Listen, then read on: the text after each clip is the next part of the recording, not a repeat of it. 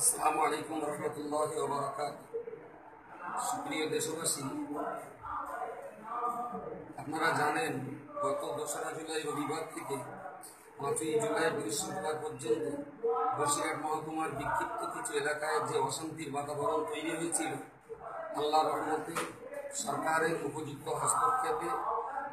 পুলিশের নিরলস প্রচেষ্টায়,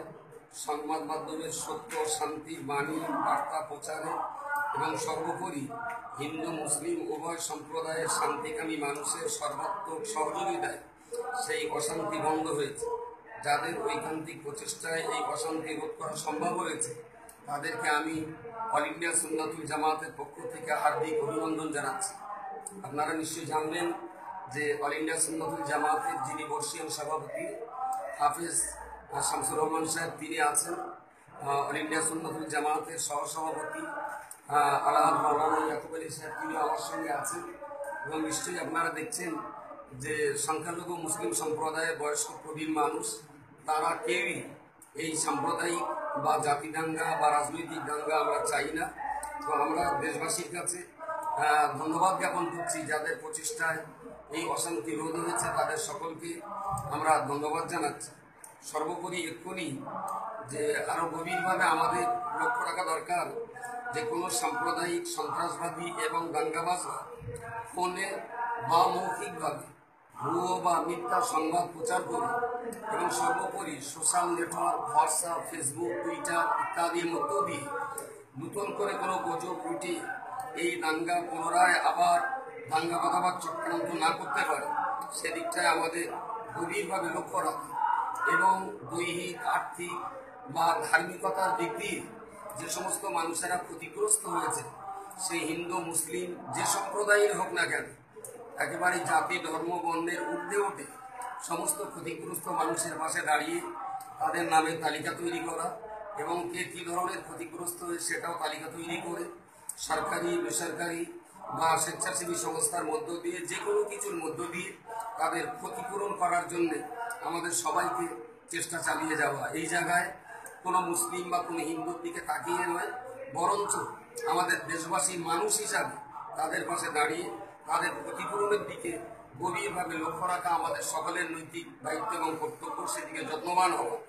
এবং সেই সাথে সাথে বিভিন্ন জায়গায় দেখা গেছে পুলিশ বা প্রশাসনের সঙ্গে সাধারণ মানুষের সম্পর্কের চিড় ধরেছে।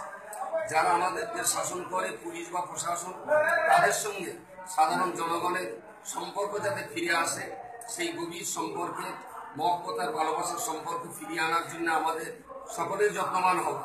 মনে রাখতে হবে, পুলিশ বা প্রশাসনের সঙ্গে সম্পর্কের চিড় ধরিয়ে কোনোদিন কোনো উন্নতির জায়গা তৈরি করা যায় না। যারা দেশ শাসন করে, যারা আমাদের এলাকা শাসন করে, পুলিশ বা সরকারি আধিকারিক, তাদের সঙ্গে যেন কারোর সম্পর্কে কোনো চিহ্ন ধরে, তাদের সঙ্গে সুসম্পর্ক তৈরি করার জন্য সকলকে যত্নবান হওয়ার জন্য আমি দেশবাসীর কাছে আবেদন করছি। এবং ঠান্ডা মাথায় আর একটা জিনিস আমাদের অত্যন্ত লক্ষ্য রাখা দরকার যে সৌভিক সরকার যে ফেসবুক কাণ্ডে এই ঘটনা ঘটিয়েছে, সেই সৌভিক সরকার নিজে ঘটিয়েছে না কেউ তার দ্বারাই ঘটিয়েছে বা কী ষড়যন্ত্র তার পিছনে কাজ করেছে, এটা নিয়ে কোনো ব্যক্তিগত মতামত প্রকাশ না করে পুলিশ প্রশাসন, বিশেষ করে আদালতের রায়ের দিকে সবাইকে লক্ষ্য রাখা।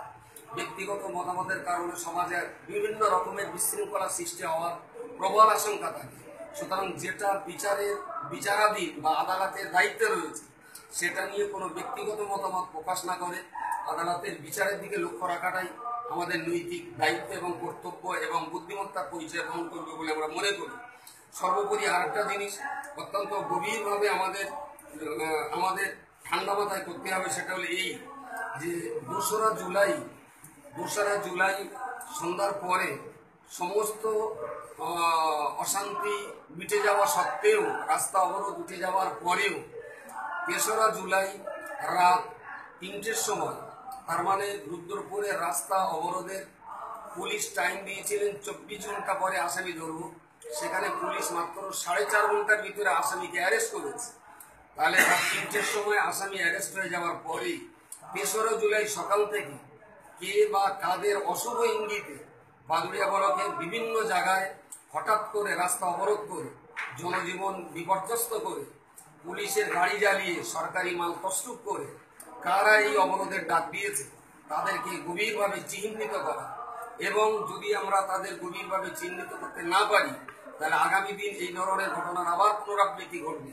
তো তাদেরকে চিহ্নিত করা যাতে করে তারা পুনরায় এইরকম ঘটনা না ঘটাতে পারে সে ব্যাপারেও আমাদেরকে যত্নবান হওয়া। অল ইন্ডিয়া সুন্নতুল জামাতের পক্ষ থেকে দেশের সমস্ত শান্তিকামী জাতি ধর্ম বর্ণ নির্বিশেষে সকল মানুষের কাছে আবেদন যে এই ঘটনার যাতে আর পুনরাবৃত্তি না হয় এবং গোটা রাজ্য গোটা ভারতবর্ষ যাতে শান্তি সম্প্রীতির সঙ্গে হিন্দু মুসলমান শিখ ইসাই সবাই যাতে এখানে মিলেমিশে বসবাস করতে পারে সে ব্যাপারে সবাইকে যত্নবান হওয়া, এবং পুলিশ প্রশাসন স্বেচ্ছাসেবী সংগঠন সংবাদ মাধ্যম আমি অন্তত শান্তি বজায় রাখার স্বার্থে সকলকে নিরপেক্ষভাবে দায়িত্ব পালন করার জন্য আমি আহ্বান করছি। শান্তি সম্প্রীতি সৌহার্দ্যের সঙ্গে এ ভারতবর্ষ বিশ্ব সভায় শ্রেষ্ঠ আসন দখল করুক এই আশা এই কামনা রেখে আল্লাহ রহমতের আশা রেখে সবাইকে আমার সালাম জানিয়ে আমি শেষ করছি। Abdul মাতিন, general secretary, all India Sunnatul জামাত।